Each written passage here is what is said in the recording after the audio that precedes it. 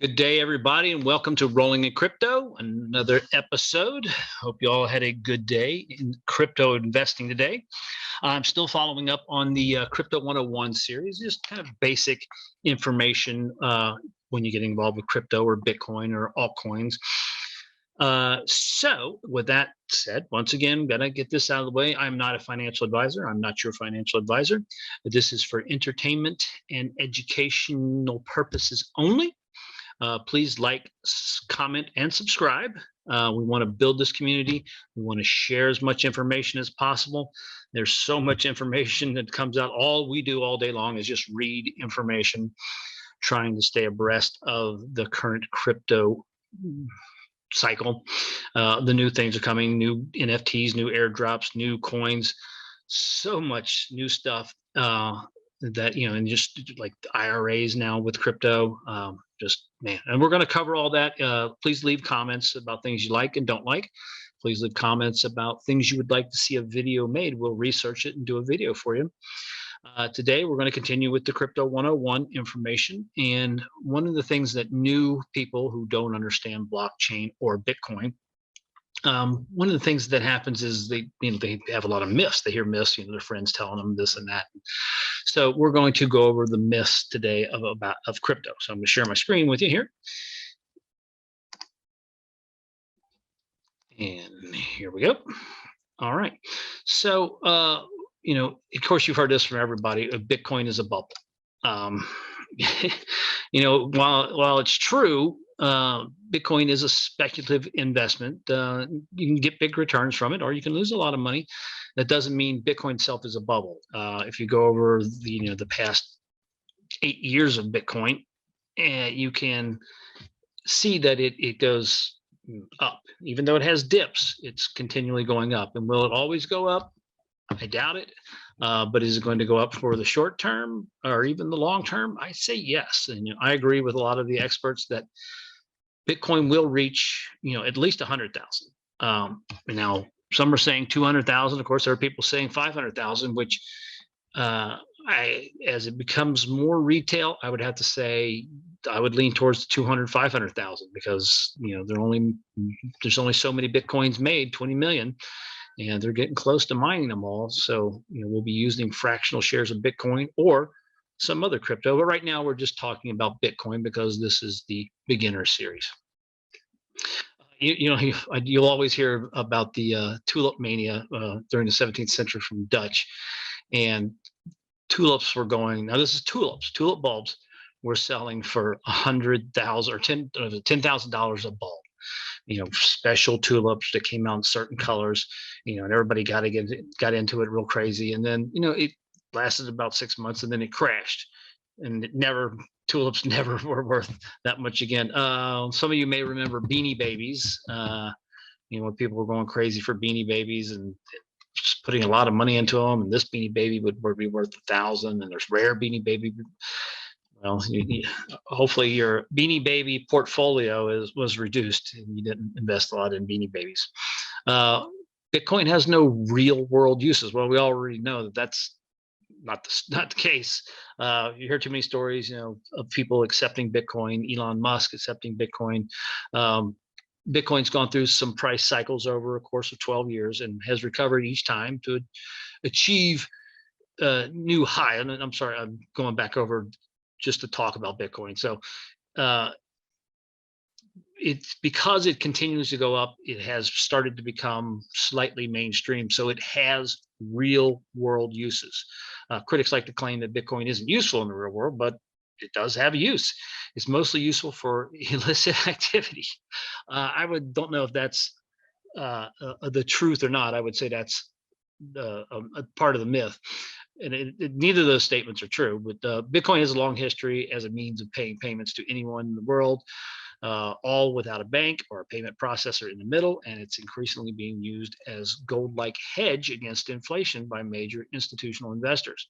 Yeah, and I mean, now literally, if you have some Bitcoin, you can pay anybody in the world now. You don't have to go through an ACH. You don't have to do a wire transfer. You can pay a guy in China now, immediately, if you have Bitcoin. If you don't have Bitcoin, go buy some Bitcoin and in a few minutes later, you can transfer that to him and have the payment done. And all the while, not dealing with a credit card, dealing with a bank. It's all this decentralized blockchain technology that makes this possible. The the real story as far as that, in recent years, Bitcoin has become increasingly popular as an inflation-resistant store. Much like gold, Bitcoin is scarce, as we talked about. Actually, it's 21. I said 20 million, but it's 21 million Bitcoin. Gold, of course, is heavy, bulky. You have to, if you buy gold and like keep it, you actually have to pay to have it stored. You have to pay to have it moved around and shipped. Very difficult. Bitcoin, instant, can transfer it instantly. Well, almost instantly. Bitcoin received negative attention in the early years as a means of payment on the dark web. But they've been shutting down the dark web, and most of that stuff is gone. Bitcoin prices went up after just a few days, and they continue to rise after the dark web was shuttered. So it just goes to show you, Bitcoin isn't only used by criminals. Like any form of money, some of it will be misused, and you buy anything with money, preferably cash, which is what criminals usually want is cash. But compared to the U.S. dollar, the illicit use of Bitcoin is a drop in the bucket. That almost goes without saying. And because all Bitcoin transactions happen on an open blockchain, it's often easier for authorities to track these activities because it's always there on the blockchain. So you find out somebody's wallet and you can go through all their transactions and find out everything they did. Myth number 3, Bitcoin doesn't have real value. Let's read on and see what they have to say. Well, Bitcoin might not be backed by a physical asset like gold. Neither is the dollar. The dollar used to be on the gold standard and the silver standard. Well, now the dollar is not backed by anything other than the word of the U.S. Treasury. Bitcoin is hard-coded to be scarce, which helps make it resistant to inflation. It's like with dollars right now, they're just printing dollars just to pay for $3 trillion bills that they want to get passed. So when you print that much money, it hurts the dollar's valuation. So the real story is there will only ever be 21 million Bitcoin. Now, that's why we buy fractional shares. The scarcity is a major driver of its value. Not only is it the supply cap, but the amount of new Bitcoin being mined is declining. Over time, in a predictable way, every 4 years, in an event called halving, block rewards paid to miners in the network are cut in half. This helps ensure that the supply is always reducing, which is by the basic economic principle of scarcity, has worked to keep the price of Bitcoin broadly trending upwards, as I've alluded to multiple times. From less than a penny at the start to more than 50,000. I think we got as high as 63, I believe, and maybe a little higher than that. Bitcoin also derives value from the work the computers on the network contribute via a process called mining. It's where they do mathematical calculations, and they're very energy consuming, but when they're done, they're awarded some Bitcoin. Bitcoin will be replaced by a competitor. Well, Bitcoin was first to market. Bitcoin controls about 45% of the market. Bitcoin was first really successful digital money, and while new cryptocurrencies have long promised to overtake Bitcoin with a few new features or other advantages, none have come close. Now, the real story, thousands of rival cryptocurrencies already exist. Ethereum is, the only one that's even close to Bitcoin. Bitcoin has always and will remain the most valuable cryptocurrency by market cap, a significant margin higher. It's like I say, it's 43% of the market. It also is the most popular, making it around 60% of the crypto market. Okay, so 60%. I don't know if at the time this was written, it's I believe it's down to like 45% now, and of course it fluctuates. Reasons including Bitcoin's first mover advantage, along with the purity of its mission as a decentralized and open currency. Like I say, I've talked about this. This really, really changes the world. And once everybody can kind of come to understand it, a lot of people didn't understand the internet 25 years ago. I did, and I knew the power that it held. which is why I got involved in e-commerce, back in the 90s. It isn't to say that competitors are going to try to, make a better Bitcoin. Bitcoin is decentralized, meaning it's operated by a global community of miners and nodes instead of central authority. There's no one, central bank or Federal Reserve. For example, if Bitcoin's underlying architecture has to change in order to add new functionality features or to protect against a newly discovered bug, the community can initiate a fork to upgrade the network, which means they will split and go in a little bit different direction with it. In order for the upgrade to be accepted, 51% majority of the community must support the change. This allows Bitcoin to adapt and evolve as required, and it's just not willy-nilly. It has to go through a majority of the people. Because the software is open source, developers who aren't able to gain community consensus can even create a hard fork of the Bitcoin blockchain and make an entirely new cryptocurrency. For instance, Bitcoin Cash is a hard fork of Bitcoin. But so far, no Bitcoin clones have come anywhere close to replacing the original. Of course, a huge amount of innovation is happening in the space, so it's conceivable that a bigger rival could emerge. But given the current circumstances, most experts don't think Bitcoin being replaced anytime soon is a likely income. And my thoughts are it doesn't have to be replaced. As wallets get more sophisticated, just like with the Coinbase card, you can change which currency you're using to pay bills. So it will all be, there will be bridges between this currency and this currency, and it will eventually almost become seamless other than just picking which currency you actually have in your wallet. Switching to that, the conversion is done immediately, and you can pay your bills with the card, or directly wallet to wallet. Investing in Bitcoin is gambling. I would have to say any investing is you're taking a gamble. I don't know the future, but by a preponderance of the evidence, we try to foresee the future. While it's true Bitcoin has experienced significant price volatility over the last decade, that's to be expected of a young growing market. I mean, look what Apple has done, look what Microsoft has done. I mean, both those companies are barely 20 years old, and look what they've done. Look at Amazon. I mean, you would have to look at Amazon and say, well, that's it's a lot of volatility there. Well, yeah, but I don't see anybody shying away from investing in Amazon. Since Bitcoin's genesis block in 2010, it has steadily gained long-term value with a market cap exceeding 1 trillion as of February 2021. The current market cap, it has to be higher because more coins have been mined, and the value is probably pretty close to what this was when this was written.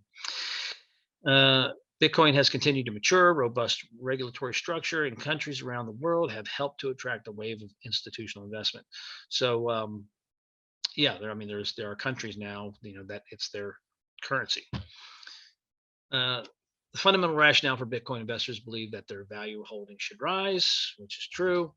One popular investing strategy for reducing impact volatility is dollar cost averaging, which I'm going to do a video on that pretty soon, which I recommend to new investors, either in stock market or in crypto, is dollar cost averaging. Nobody can time the market.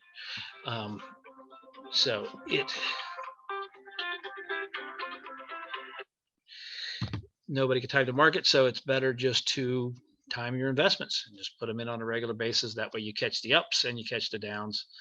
Whether Bitcoin or any cryptocurrency has a place in your investment portfolio depends on your personal circumstances, risk tolerance, and investment time horizon.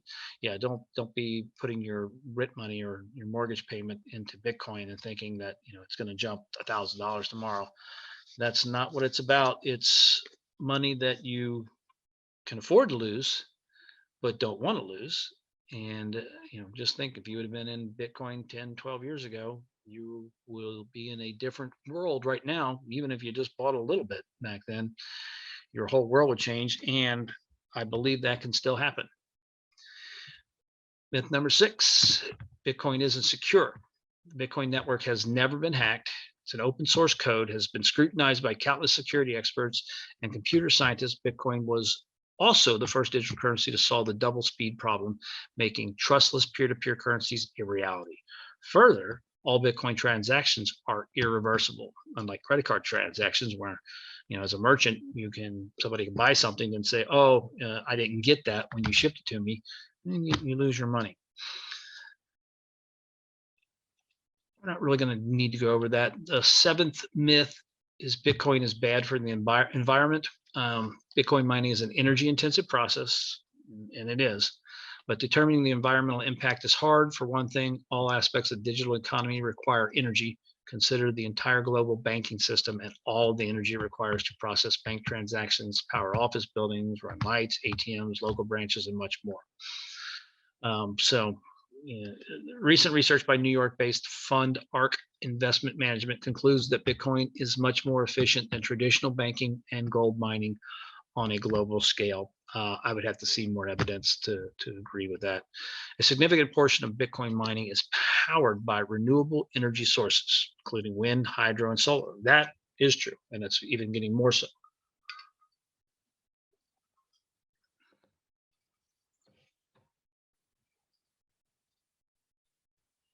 It's kind of weird. I'm holding a cup up. Interesting. An argument can even be made that economic incentives inherent to Bitcoin mining are helping drive sustainable energy innovation, as miners consistently seek to increase profits by lowering their electrical costs. So there you go. I think, we've debunked a lot of myths today. I think my personal opinion is Bitcoin is an investment.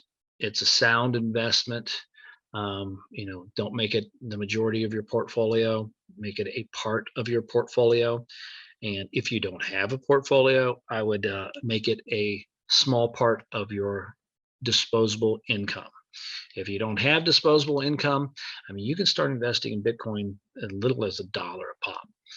I would suggest absolutely getting a few dollars into Bitcoin, and also getting some money into, if you don't have an investment plan, get into an IRA.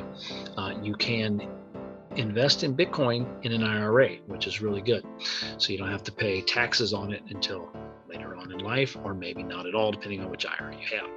Thanks everybody for stopping by Rolling in Crypto, and we'll see you again very, very soon.